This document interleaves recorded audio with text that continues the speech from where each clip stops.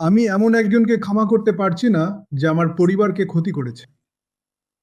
যখনই আমি তার কথা মনে করি, আমার শান্তি হারিয়ে যায়। আমি তাকে ক্ষমা করতে কি করতে পারি?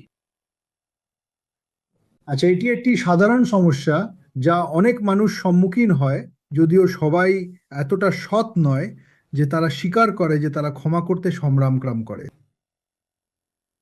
কিন্তু আহ, আমি মনে করি ক্ষমা করার সেরা উপায় হলো মনে রাখা যে যিশু আমাদের কতটা ক্ষমা করেছেন এবং কাউকে ক্ষমা করতে অনিচ্ছুক হওয়া। কারণ আমরা মনে করি অপরাধটি এত বড় যা সেই ব্যক্তি আমাদের বা আমাদের পরিবারের বিরুদ্ধে করেছে এমন ব্যক্তি দেখেনি। তার নিজের পাপের গুরুত্ব ঈশ্বরের চোখে। আমি বিশ্বাস করি যখন আমরা গৌরবে পৌঁছাবো এবং প্রভু আমাদের পাপের গভীরতা দেখাবেন, আমি বিশ্বাস করি এটি হবে আমাদের বিরুদ্ধে করা সমস্ত পাপের মোটের চেয়ে 1 মিলিয়ন গুণ বেশি। যদি আমি এখন এটি বুঝতে পারি, তাহলে ক্ষমা করা খুব সহজ হবে। আপনি যিশুর বলা গল্পটি মনে রাখবেন। মথি 18 সেই ব্যক্তির যাকে ক্ষমা করা হয়েছিল। আসুন আজকের টাকার হিসাবে বলি 100 কোটি বা 1 লক্ষ কোটি ডলার একটি বিশাল ঋণ। তাকে 100 কোটি বা 1 লক্ষ কোটি ক্ষমা করা হয়েছিল এবং তারপর এটি মথি 18-23 পদ থেকে শেষ পর্যন্ত। এবং তারপরে সে বেরিয়ে যায় এবং এমন একজন ব্যক্তির সাথে দেখা করে যে তাকে $10 ঋণী, অথবা আমি বলবো $1।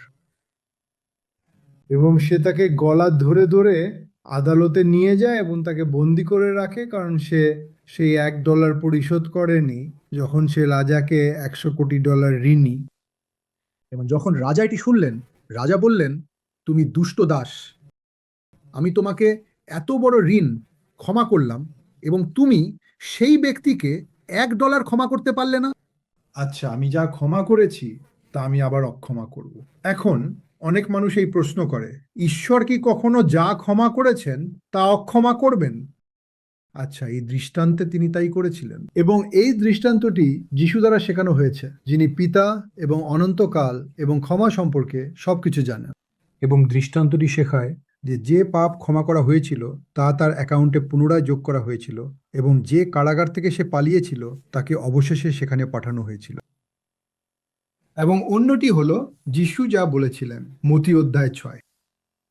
আপনি জানেন, যদি আমরা ভালোবাসার ভিত্তিতে ক্ষমা না করি, কারণ আমি ঈশ্বরের প্রতি আমার প্রতি ভালোবাসায় অভিভূত, ক্ষমার দ্বিতীয় কারণ যা দ্বিতীয় সেরা তা হলো মথি 6 এবং 14 পদ, বরং 15 পদ। যদি আপনি অন্যদের ক্ষমা না করেন, আপনার পিতা আপনাকে ক্ষমা করবেন না।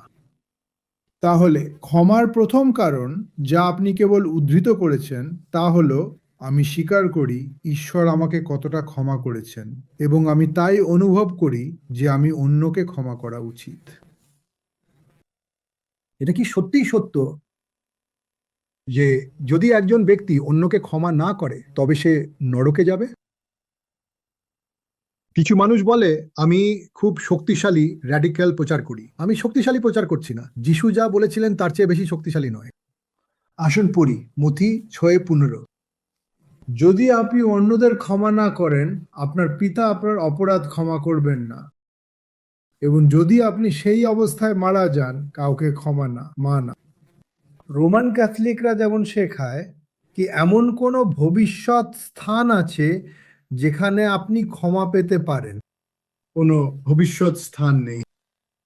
হিব্রু 9:27 বলে, একবার একজন মানুষের জন্য মৃত্যু নির্ধারিত হয়েছে এবং তারপরে শুধুমাত্র একটি জিনিস আছে, বিচার।